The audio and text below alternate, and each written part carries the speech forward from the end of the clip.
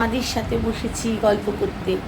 আর এই শাড়িটাই পরে গেছিলাম, বাসন্তী শাড়ি। এটা একটা মলমলের উপরে বাটিক, বিউটিফুল শাড়ি। এটা সুতপা দিয়েছিল আমাকে, আগেও হয়তো তোমাদের দেখিয়েছি। কালকে নারী দিবস। নারী দিবসকে নিয়ে আমাদের অনেক স্বপ্ন, অনেক জল্পনা, অনেক কল্পনা। তারপর আমরা সেইটার দিনটা আমরা সেলিব্রেট করি। তো কালকেও আমাদের সেলিব্রেশনস আছে, তোমাদের আগেই বলেছি। ভেন্যু বলে দিয়েছি শতরূপাদের বাড়িতে। আর নারী দিবসটা আমাদের কাছে খুব বড়ই একটা সেলিব্রেশন। সেই কারণে কালকে তো যাবোই, কাল অফিস আছে, তারপরে সে যাবো। এসব তো ঠিক আছে। এখন আমি শ্যাম্পু করবো। পার্লারে গিয়ে শ্যাম্পু করা ঠিক আমার পোষায় না, ভীষণ চুল নষ্ট করে ওরা। তাই জন্যে এক্ষুনি এসে গিজার চালিয়ে দিয়েছি, শ্যাম্পু করবো, ড্রায়ার লাগাতে হবে, তারপর রান্নাবান্না এইসব তো আছে। তো নারী দিবস নিয়ে আমি সবসময় প্রতি বছরই কিছু না কিছু লিখি আমার মনের কথা পেজে। আর এটা আমার খুব, এই বিশ্বাসটা বাবা আমাদের মনের মধ্যে সবার মধ্যে ঢোকাতে পেরেছিল। নারীদের জন্য সত্যি একটা দিন থাকা উচিত। নারীরা যে লড়াইটা করেছিল সেটাকে আমাদের কুর্নিশ জানানো উচিত, সেটা আমাদের মনে রাখা উচিত।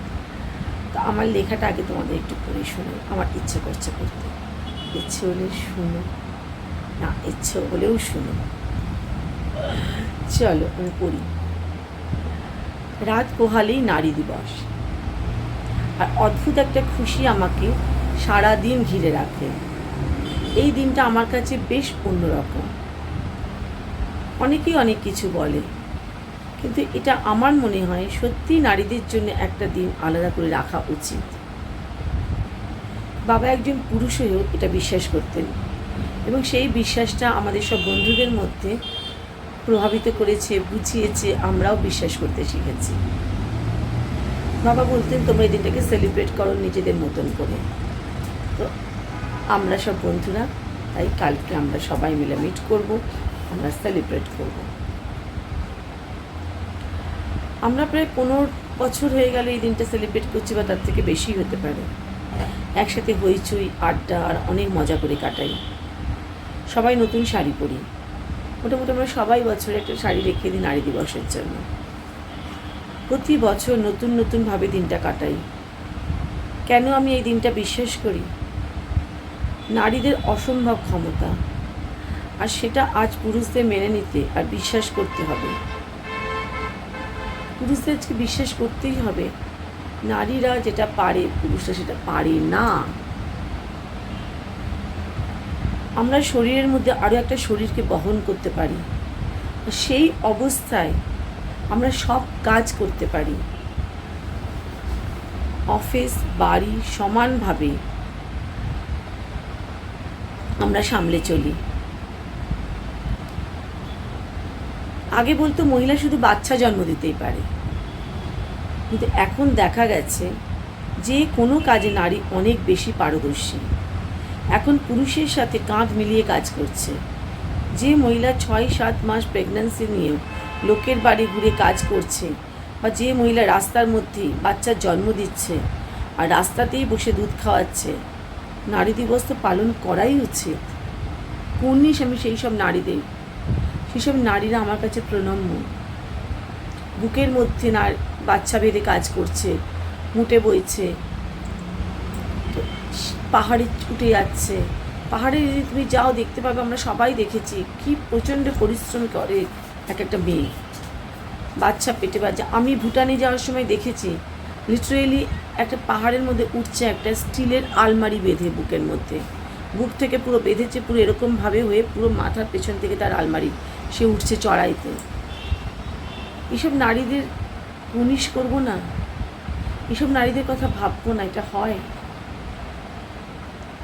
একটা মা 9 মাস একটা সন্তানকে, তার শরীরের মধ্যে একটা সন্তানকে বহন করে, তারপর তাকে জন্ম দেওয়ার পরে একটা দিনের জন্য বিশ্রাম পায় না। আগেকার দিনে তো সত্যি কথাই আসতো, আবার আমার ঠাকমা বলতো যেন মনে হচ্ছে পটি করতে যাচ্ছে। রান্না করছিলাম, পেন উঠলে চলে গেলাম হসপিটালে, সরকারি হসপিটালে, বাচ্চা হলো, আবার চলে এলাম। ওই আতুর ঘরটাই হচ্ছে ওদের বিশ্রামের জায়গা ছিল কদিন। আতুর ঘরেই যেটুকু বিশ্রাম পেত, কোথাও কিছু রান্নাবান্না করতে হতো না, কেউ একটু খাবার দিয়ে দিত, খেত, একটু বিশ্রাম করত, তাও তো বাচ্চার কাজ করতে হতো। তো নারীদের কি ক্ষমতা! আজকে একটা মেয়ে বাস চালাচ্ছে, প্লেন চালাচ্ছে, কোথায় চাঁদে পৌঁছে যাচ্ছে। আর কি কোন জায়গায় আমরা বলবো আমরা যে আমাদের স্যালারি বলো সব কিছু নিয়ে আমাদের লড়াই করতে হয়েছে, বেশি ঘন্টা আমাদের অফিসে রাখা হতো, কম মাইনে দিয়ে কাজ করানো হতো, মাথার ওপর কতগুলো বাজে লোকেরা আমাদের শোষণ করেছে, আমাদের অসম্মানের চোখে দেখেছে, আমাদের ইমোশনস নিয়ে খেলেছে। আমাদের শরীরটাই হচ্ছে তাদের কাছে যেন একটা বড় খেলনা। আর আমরা ওই জায়গাটা শারীরিকভাবে আমরা দুর্বল, আর মানসিকভাবে আমরা দুর্বল নই। শারীরিকভাবে আমরা পুরুষদের কাছে পেরে উঠি না, কিন্তু মানসিকভাবে আমরা অনেক অনেক বেশি কাজ করতে পারি।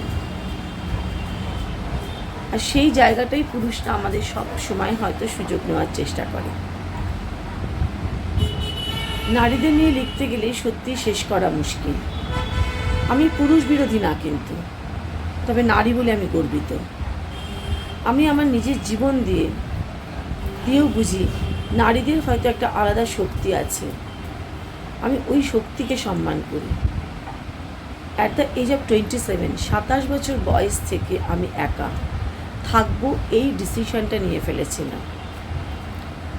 জীবনে ভুল করেছি অনেক, কিন্তু সব ভুলই আমাকে শক্ত করেছে, দুর্বল করে দেয়নি, আর সুন্দর করে আরও রাস্তা দেখিয়েছে বাঁচবার।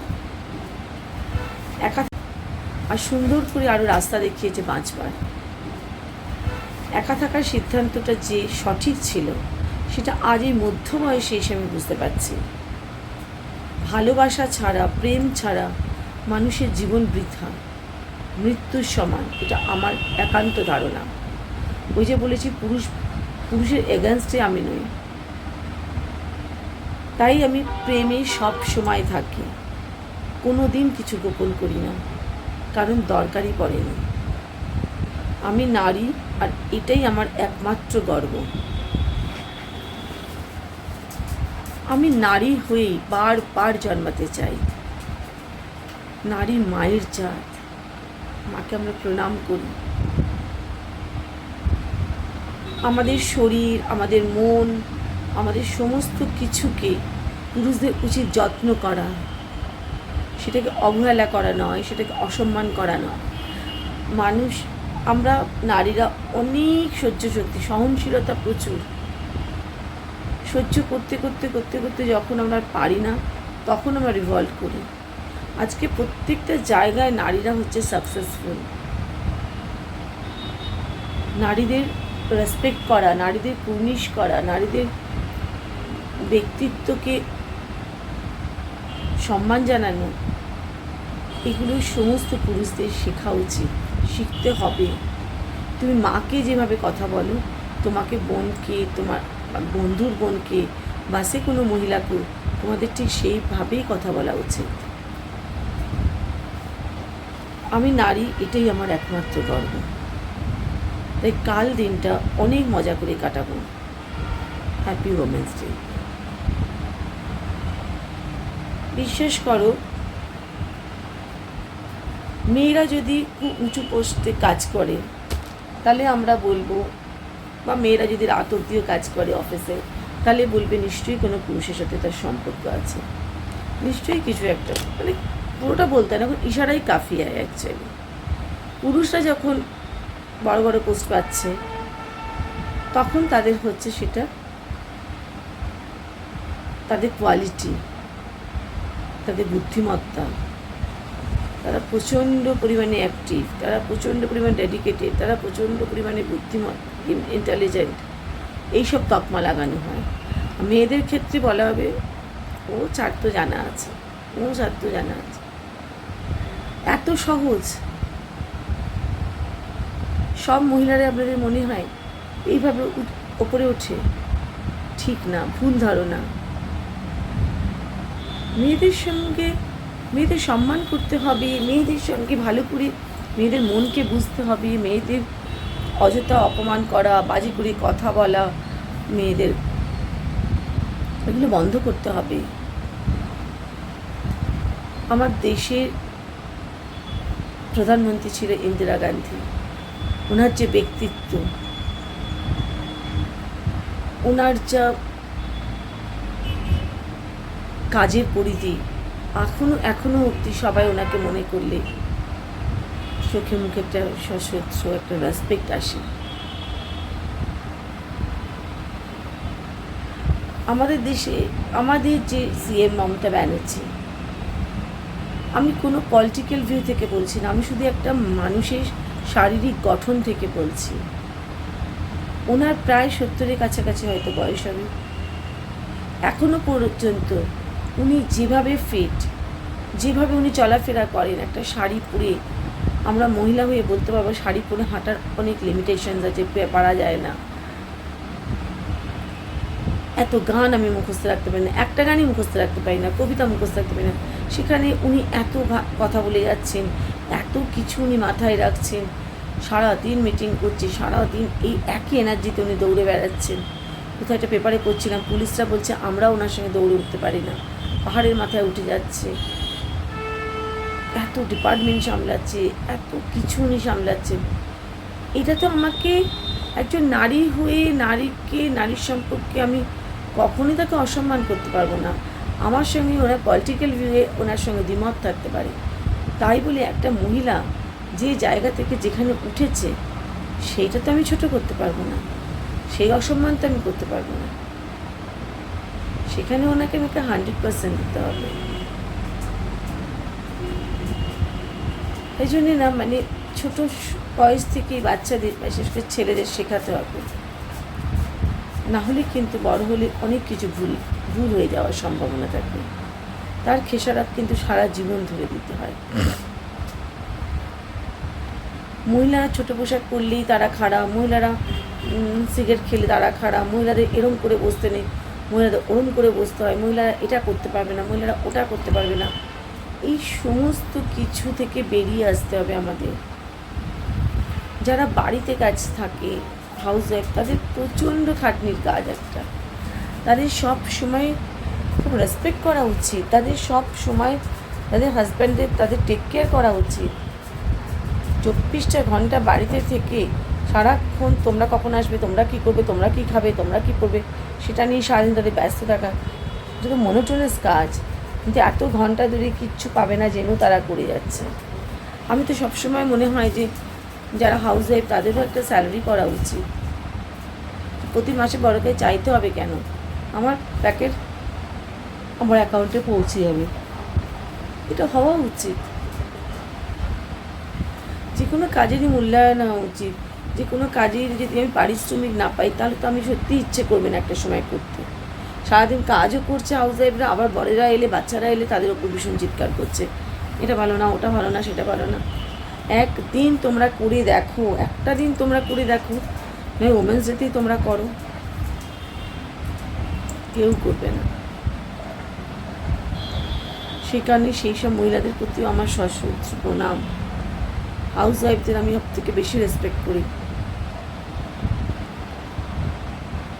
আমরা তাও বাইরে যাচ্ছি, আমরা তাও কথা বলছি, 5টা লোককে দেখছি, সেজে গুজে যাচ্ছে, আমাদের নিজেদের মন মেজাজ ভালো হয়ে যাচ্ছে।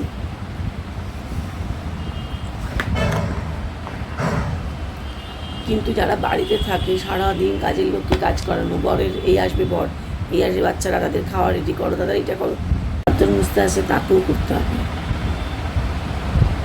চলো তোমরা তোমাদের মতন করে নারী দিবস পালন করো, আমি এবার যাই, আমার এখন অনেক কাজ আছে। চলো।